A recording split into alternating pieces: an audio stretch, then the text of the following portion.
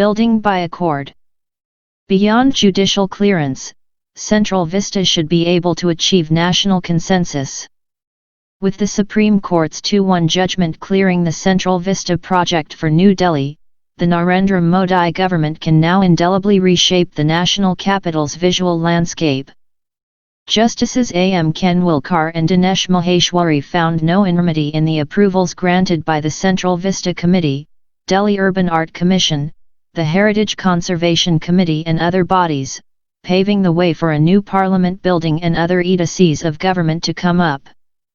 Justice Sanjeev Khanna, while agreeing with the majority opinion on the call for bid, award and the decision of the Urban Commission, dissented on the key issue of public participation in the entire exercise, which vitiated the endorsement of land use change.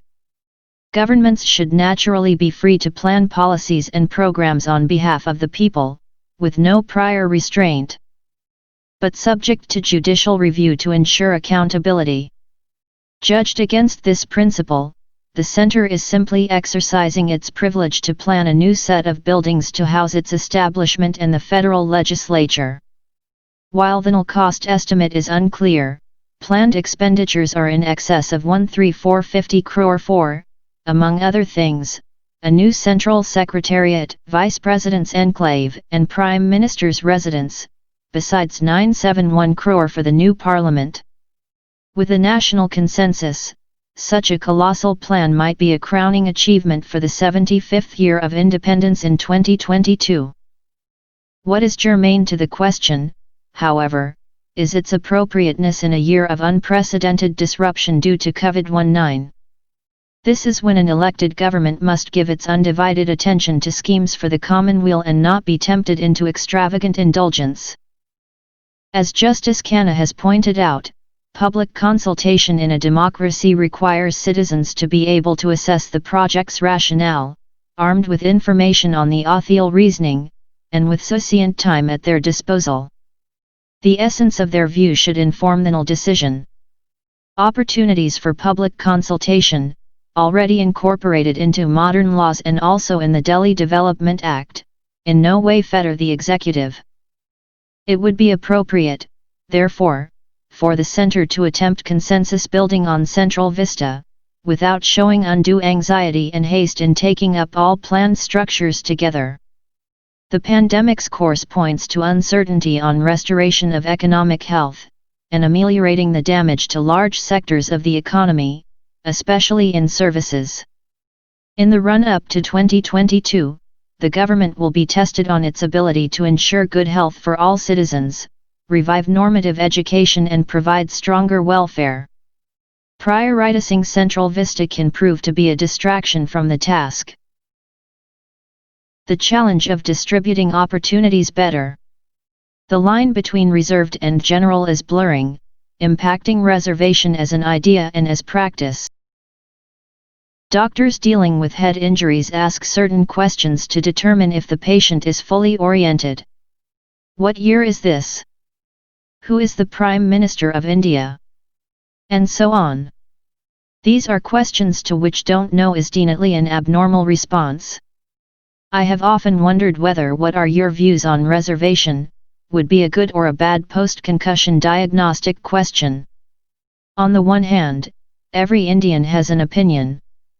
On the other hand, the most opinionated usually air their views without accessing their brains. A changing divide, but things are changing. Until recently, reservation was at once our most divisive and our most unifying public issue. It divided Indians into the implacably opposed camps of the reserved and the general categories, with the latter dominating every aspect of public life with the partial exception of electoral politics. It also cemented internal solidarities within each camp, helping to hide hierarchical divisions and connecting interests. As we enter the third decade of the 21st century, the tables are turning, the line separating reserved and general is becoming blurred, while long-simmering differences within each group can no longer be suppressed. How have these changes impacted reservation as an idea and as practice? The answer to this question has many dimensions. Only those relating to dominant ideologies and the law are considered below. Quota, ideology, and merit. The ideologies that influence us most deeply shape our view of the world while remaining fully transparent themselves, like the lenses of our spectacles. Reservation, especially caste-based reservation, is a subject saturated in ideology. To I schooled in the dominant upper caste ideology, quotas for them loom large and are seen as unambiguously bad and unjust deed. Quotas meant for us like the reservation for the economically weaker sections, U's, or for the wards of employees or alumni of universities and colleges are not even visible as quotas, and even when they are, they do not look the same at all.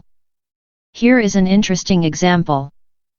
Some years ago, the large public university where I teach formalized and standardized the uneven practices followed in the past by different departments.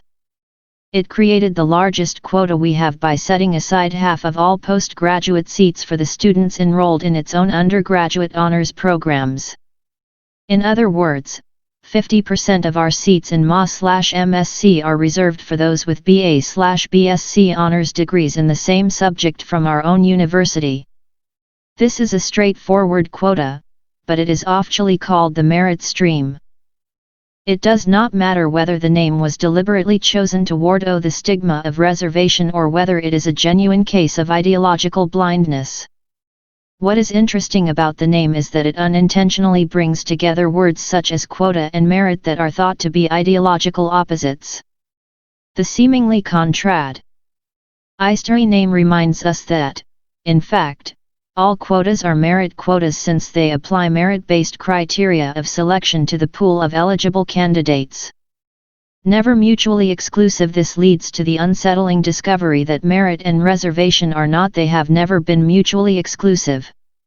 Just as every quota today involves fierce competition among the eligible, every claim to merit is also built on structures of exclusionary access, or reservation-like arrangements, that allow merit to be acquired.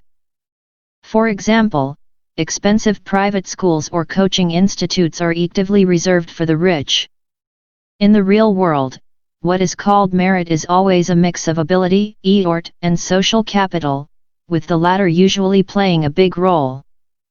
This may seem rather obvious, but it is vehemently denied by the ideology of merit, which constructs it as an exclusively individual and innate thing. In practice, merit has been a code word expressing the upper caste sense of entitlement. But its magic is weakening as ever-growing numbers of them start to score higher marks than many of us. Moreover, the problems with depending exclusively on examination marks, the universal, and usually only, measure of merit in our system, are becoming hard to ignore. As competition forces a descent into the absurdity of third and fourth decimal place rankings, a new note of doubt is creeping into the language of upper caste entitlement. The most recent judgment of the Supreme Court on reservation, Saurav Yadav vs. State of Uttar Pradesh and others, October 18, 2020, serves as a reminder that it is an increasingly complex intersectional issue because social identities are no longer singular. The judgment also upholds the principle, stated and clarified in the wake of the so-called Mandal judgment during the 1990s, that the unreserved category must be open to all, including those belonging to categories entitled to reservations. Not surprisingly, ideology has lagged behind the law. Upper caste sentiment has been slow to accept that the unreserved category cannot be treated as a quota reserved for the upper castes. A side effect of the reservation castes forcing their way into the unreserved category has been the grudging acknowledgement that rather than recognizing excellence, merit criteria actually perform a rationing function in our system. They are a socially acceptable way to reconcile the large number of meritorious candidates with the small number of places available. True merit cannot be measured by examination marks alone, as the late Arun Jaitley declared in Parliament when piloting the Use Reservation Bill.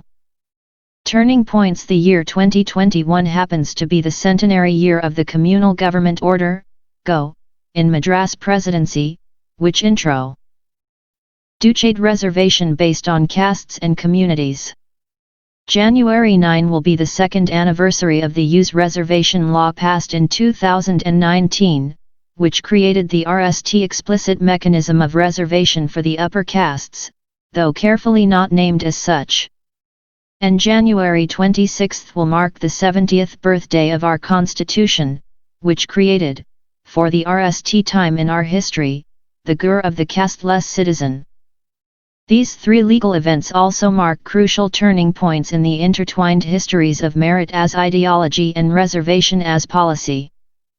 Acknowledging caste as norm, the communal go was the colonial government's way of acknowledging the inequalities of caste and ending politically expedient ways of dealing with it. The two unintended consequences of our Constitution were RST, the birth of the ideology of castelessness, and the positioning of reservation as the explicit exception to this implicit norm. The second was the consequent rise of the rhetoric of merit as caste politics by other means. Use reservation seems to bring the Republic back full circle, tacitly acknowledging caste as the implicit norm despite continuing with the masquerade of castelessness. We are nowhere near a resolution, but at least upper caste politics is also in the open now. Most important, the ideological weaponizing of merit is being exposed for what it is. Hopefully this will enable us to tackle the shared challenge of ending better ways of distributing opportunities and measuring abilities. The pursuit of Assange. The US must take a more benign view of WikiLeaks and drop Assange's prosecution. The decision by a British district judge to block the extradition of Julian Assange to the US on the grounds of his mental health is a temporary setback to America's efforts to try the WikiLeaks founder under its law on spying charges. In her ruling, Judge Vanessa Barra-Itzer said the mental condition of Mr. Assange is such that it would be oppressive to extradite him to the U.S.